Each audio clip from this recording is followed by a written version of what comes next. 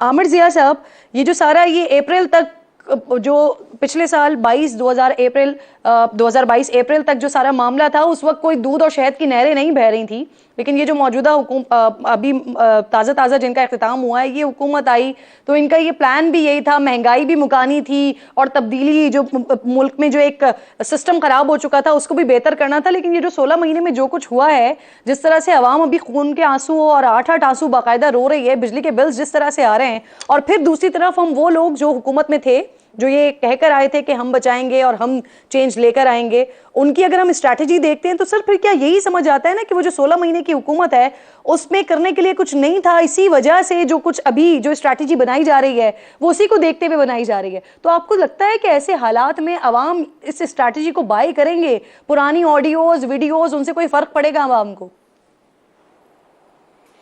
देखिए, जो 16 माह थे उसकी तारीफ करने की जरूरत नहीं है पीडीएम हुकूमत की, और जाहिर है कि उसका जो भी तेरा जाता है वो नून लीग को जाता है, क्योंकि माशी महाज के ऊपर जो है वो उन्हीं की टीम लीडर्स जो थे, मतलब इसाक डार साहब हो गए, उससे पहले मिफ्ता साहब ने तो फिर भी कुछ ऐसे इक़दाम किए थे, लेकिन इसाक डार साहब ने दोबारा गड्ढे में गिराने में कोई कसर नहीं छोड़ी और गिरा भी दिया था, जिसकी वजह से फिर आप देखते हैं कि निकालने के लिए फिर आर्मी चीफ को इंटरवीन करना पड़ा और प्राइम मिनिस्टर शहबाज शरीफ साहब को इंटरवीन करना पड़ा। तो उनका जो भी आउटकम था, मतलब गुफ्तगू का इसाक डार साहब को, तो बड़े कहते हैं ना कि फेलियर था। और मैं कोई मुबालगा आ रहा ही नहीं कर रहा कि पाकिस्तान की तारीख के नाकाम तरीन वजीर खजाना साबित हुए, और उनके जो भी फैसले थे, जो दावे करके चले थे, जो बातें करके चले थे, उसके अंदर अच्छा फिर आप देखें कि हमारे यहाँ फिक्री मुगालते हैं बहुत सारे। हमारे फिक्री मुगालते हैं कि 2013 से 18 का दौर कोई सुनहरी दौर था। आज आप किरण साहिबा जो बिजली के बिल दे रही हैं उसमें कैपेसिटी पेमेंट की बहुत बड़ी एक वो है, प्रोपोर्शन है। वो कैपेसिटी पेमेंट की वजह ये कि जो बिजली घर लगाए गए थे वो बिला सोचे समझे लगाए गए थे, वो जो थी महंगी एनर्जी सोर्स के ऊपर थे, फर्नेस ऑयल पे थे, डॉलर से लिंक थे, क्योंकि डॉलर जब मजबूत होता है, ऊपर जाते हैं, तो हमको उतने ही पैसे ज्यादा देने पड़ते हैं, चाहे बिजली इस्तेमाल करें या ना करें। तो वो जो एक फ्लॉड पॉलिसी थी एनर्जी की, उसको हम आज तक भुगत रहे हैं। तो ये चीज हमें जहन से नहीं निकालनी चाहिए। हमें ये भी याद रखना चाहिए कि सबसे बड़ा करंट अकाउंट डेफिसिट तारीख का जो था वो 2013 से 18 की जो हुकूमत थी, जिन मुआहदों की आप बात करें, वैसे फिर इमरान खान साहब ने उन्हीं मुआहदों के लिए सर आगे निगोशिएट नहीं किया था जिया साहब? मैं आ रहा हूं ना, मैं आ रहा हूं, उसी तरफ आ रहा हूं। मैं कह रहा हूं देखें उसके बाद हुआ क्या। उसके बाद जब आपको स्पेस इतना कम मिला, तो जाहिर है जो भी हुकूमत आएगी उसको कर्जों पे कर्जा ही लेना है, इसलिए कर्जा लेने के पिछले कर्जे चुका दिए जाएं। तो मैं नहीं कह रहा, मैं पीटीआई को डिफेंड नहीं कर रहा, ना मैं ये कह रहा हूं कि उनका कोई दौर सुनहरी था, लेकिन याद रखेंगे जब उनकी हुकूमत हटी थी, इन्फ्लेशन 11-12% था। पिछले बरस का जो था 29% इन्फ्लेशन था, 40% तक इफरात दर महंगाई ने हिट किया था, और अभी जो लेटेस्ट है वो 30% है। उसी तरह आप देखें कि जो डिवेल्युएशन हुई पीडीएम के दौरे हुकूमत में 55.7% डिवेल्युएशन हुई है, डिप्रिसिएशन ऑफ द रूपी, और जब से निगरान हुकूमत आई तकरीबन 5% हुई है। तो इसका कौन जिम्मेदार है? इसका जिम्मेदार हमें पता है कि पीडीएम हुकूमत की फ्लॉड पॉलिसीज हैं। जब आप डिवैल्यू करते हैं, और फिर इंटरेस्ट रेट 22% पे छोड़ा आपने। अब ये दो को अगर मुझे एक्सप्लेन करने दें, जब आप 1 रुपया डिवैल्यू होता है तो बकौल डॉक्टर शफाक हसन खान के हमारा जो पब्लिक डेट है वो 100 बिलियन रुपीज बढ़ जाता है।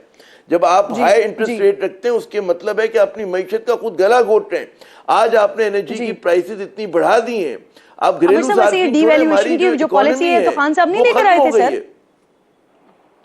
बीबी मैं आपको फिगर दे रहा हूं ना, 184 पे उन्होंने छोड़ा, तो 55.7% किसके दौर में गिरा है? इतना शार्प डिवैल्यूएशन किसके दौर में हुआ है? तो बात ये उस दौर में भी गिरा। मैं नहीं कह रहा, मैं कह रहा हूं कि जब आप इन्हितात का प्रोपोर्शन देखते हैं ना कि प्रोपोर्शन कितना था, भाई उन्होंने भी गलती की, लेकिन ये वो तो ना तजुर्बेकार थे, मान लिया हमने। आपके तो तजुर्बेकार थे भाई, आपके तो इसाक डार साहब पता नहीं क्या चैंपियन बनकर आए थे, लेकिन उन्होंने जो निगोशिएट किया, सिग्नलिंग की, आज मैंने बातें की हैं, मल्टीलैटरल के जो नुमाइंदे हैं वो उनकी बात सुनने के लिए तैयार नहीं। बाकायदा वो तो जिनको ये कह रही है कि जी अवाम के लिए निगोशिएट कर रहे थे, पाकिस्तान के लिए, उसके खिलाफ कर रहे थे। आखिरी बात जो बड़े मजे की दिलचस्प है कि मज़ाहमत की आप बात कर रहे हैं, मज़ाहमत का जो एक वो है ना कि जी मज़ाहमत करेंगे, मज़ाहमत किसके खिलाफ करेंगे आप? जनरल बाजवा का एहसान अजीम है नून लीग पे कि उनकी सियासत का एहा करके और शरीफ खानदान की सियासत का एहा करके गए, उनके खिलाफ ये मज़ाहमत करेंगे? किसके खिलाफ मज़ाहमत करेंगे? और अगर ये समझते हैं कि हम किसी फौजी अफसर के खिलाफ करेंगे, याद रखें पहले की तरह फिर एक मरतबा इनके खिलाफ पूरा इंस्टीट्यूशन खड़ा होगा, क्योंकि फौज में जो एक अंडरस्टैंडिंग ये होती है कि वो अपने लोगों को बिट्रे नहीं करती, छोड़ती नहीं है। ये करें कैंपेन, اور اس کے بعد آپ اس کا نتیجہ دیکھیے گا. ان کو جنرل باجوہ کے پیر دھو کے پینے چاہیے, یہ میں آپ کو بس کہنا چاہتا ہوں. جناب صحیح. ثنا بچا صاحبہ السلام علیکم, بہت شکریہ آپ کے وقت کا. ثنا صاحبہ پہلے تو یہ فرمائیے کہ یہ ہم نے آج سے, کل بھی میں یہ بات کر رہی تھی, 16 مہینے پہلے حکومت سے پہلے جب پی ٹی آئی کی حکومت تھی اس وقت مسلم لیگ نون کی پوزیشن بڑی اچھی تھی, اور اس وقت مسلم لیگ نون کی یہ مزاحمت والی پالیسی تھی جس کو آگے لنگر آن کرنے کی کوشش کی گئی پی ٹی آئی کی طرف سے, لیکن وہ تمام حدیں کراس کر گئے. تو اب کیا ایک بار پھر آپ کو لگ رہا ہے ایسا کہ پاکستان مسلم لیگ نون اپنی وہ پرانی والی پوزیشن پر جا رہی ہے, اور انہوں نے وہ پی ٹی آئی کا وہ والا حال دیکھا ہے کہ اس سے پہلے جو ان کی حکومت تھی اور حکومت میں جو برا حال تھا تو عوام وہ سب کچھ بھول کر ایک سیمپتھی ووٹ ان کے ساتھ تھا, تو کیا پی ایم ایل این اب اسی ٹریک پر جانا چاہ رہی ہے دوبارہ؟ جی مجھے نہیں پتا کہ کون سے ٹریک پہ کون سا ریکارڈ چلنے والا ہے, لیکن اس ملک میں اب فرق نہیں پڑتا. خان صاحب جیل چلے جائیں فرق نہیں پڑتا, نکل آئیں فرق نہیں پڑتا, نواز شریف واپس آ جائیں فرق نہیں پڑتا, شہباز شریف صاحب تھوڑے عرصے کے لیے آئے 16-17 مہینے انہوں نے حکومت کی, فرق نہیں پڑا. ڈیفالٹ سے ملک کو بچا لیا. اب عظما صاحبہ فرما رہی ہے میرے لیے بڑی محترم ہے, لیکن انہوں نے کہا کہ ایک چیلنج تو عبور ہو گیا, چلیں نواز شریف صاحب واپس آ رہے ہیں. اکتوبر میں بھی دن ہے, ابھی دیکھتے ہیں کہ ستمبر گزر جائے پھر اکتوبر پہ بھی بات کر لیں گے, ابھی تو اگست ختم ہونے میں بھی دن ہے. تو ایک تو یہ کہ ابھی تک کوئی چیلنج عبور نہیں ہوا ہے, ڈیفالٹ سے ملک کو بچا دیا, لیکن خانہ جنگی کا منظر ہے. اور دیکھیے یہاں پر عوام ٹھیک سے دیکھ نہیں پاتی, لیکن جو پردے پہ منظر بدل جاتا ہے, آپ کا پرائم منسٹر بدل جاتا ہے, آپ کی حکومت تبدیل ہو جاتی ہے, کسی کو جلد گھر بھیج دیا جاتا ہے, کوئی ملک دشمن ہوتا ہے, کوئی محب وطن نہیں رہتا, کسی کے پیار میں کمی آ جاتی ہے, کسی کے اقرار میں کمی آ جاتی ہے. تو میرا یہ خیال ہے کہ جو مریم صاحبہ کی خاموشی ہے وہ ایک ٹائم لیپس بالکل نظر آتا ہے, اس کو ہم اگنور نہیں کر سکتے. وہ کس دن سے لے کے کس دن تک خاموش رہیں, اریسٹ کے دن بھی وہ نہیں بولیں, جب چیئرمین پی ٹی آئی کا ایک بڑا اریسٹ ہوا وہ جس خوشی خوشی گئے, ڈائری پہ وہ نہیں بولیں. تو میرا خیال ہے کہ وہ سارا وقت جو خاموشی سے گزرا ہے اس پر بھی نظر ڈال لینی چاہیے. اور دوسرا یہ جو بولتی ہیں مریم صاحبہ, اور جو نواز شریف بھی پچھلے دنوں بولے ہیں, ایک انہوں نے پھر نام لیا جنرل باجوہ, جنرل فیض, ہم یہ سنتے رہ گئے, کھوسا, ثاقب نثار, وہ باجوہ, وہ فیض کی باقیات, وہ فلاں, وہ ڈھمکان, تصویریں باقاعدہ طور پر ہمارے ذہنوں پہ نقش ہیں. کیا ہوا جی ان کا؟ جی وہ پہلے بھی یہ اسٹریٹجی بنائی تھی نا 5 لوگوں کے خلاف. ان پر جی ان پر عمل کب کرنا ہے اور ان پر عمل ہوگا بھی یا نہیں, وہی انسان جس کو آپ نے اپنے ووٹ سے ایکسٹینشن دی, آپ اسی کے خلاف کہہ رہے ہیں کہ وہ آپ کی حکومت کو ڈبایا تھا. اس کا یہ کام تھا کہ وہ عدلیہ کو کہتا کہ آپ کو نکال باہر کریں, عدلیہ نے یہ سوچ لیا تھا کہ وہ باہر کر دے گی آپ کو.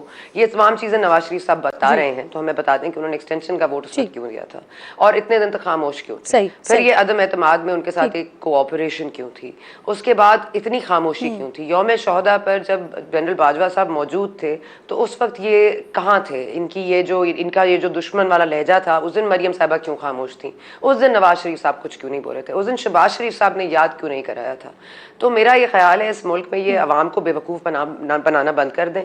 آپ لوگوں کی ڈیلیں ہو جاتی ہیں زبردست, آپ کو ڈھیل مل جاتی ہے زبردست, نہیں ملتی آپ عوام کے پاس رونے آ جائیے گا کہ ہمارے ساتھ تو یہ ہو گیا, ہمیں اس نے یہ کر دیا, ہمیں اس نے وہ کر دیا.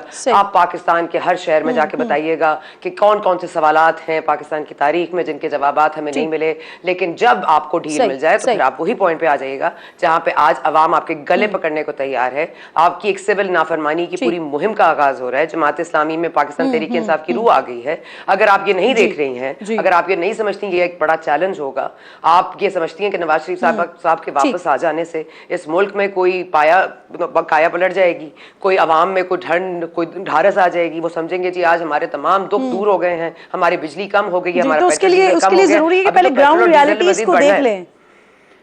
جی بالکل 31 پہ کچھ اس طرح کی اطلاعات آ رہی ہیں. اچھا